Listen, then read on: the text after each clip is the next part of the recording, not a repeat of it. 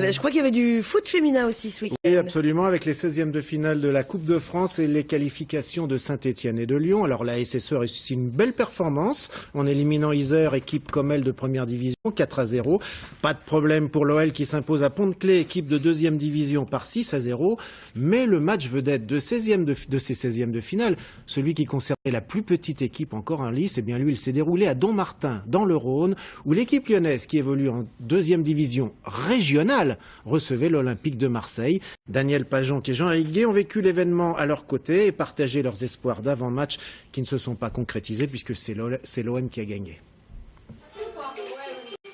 Dans les vestiaires, à quelques minutes du match, les filles de Dommartin se préparent en musique.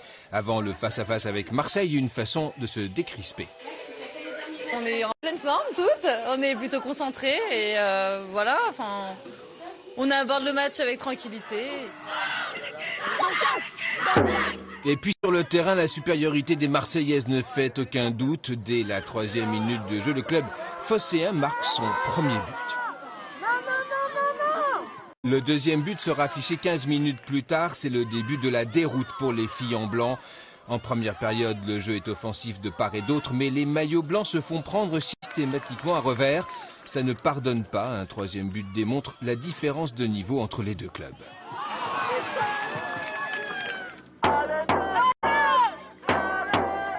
Après la mi-temps, on est à 3-0 et le manque de tactique va plomber Domtac jusqu'à ce que la fatigue l'emporte. Il n'y a plus de jus et les quelques actions qui auraient pu sauver l'honneur des Blanches avec un but se perdent dans des pages brouillonnes. Le temps pour Marseille de coller son 4e but. On a eu affaire à une équipe qui joue de niveau au-dessus et on a bien vu la différence, ne serait-ce que techniquement, les prises de balles, il y a beaucoup de mouvements, les ballons sortent vite de derrière. Bon, on a été dépassé par les événements aujourd'hui, il faut être clair. Bon, elles ont été valeureuses. Nous, on n'avait pas joué depuis 3 semaines. Donc du coup, physiquement, c'était un petit peu difficile.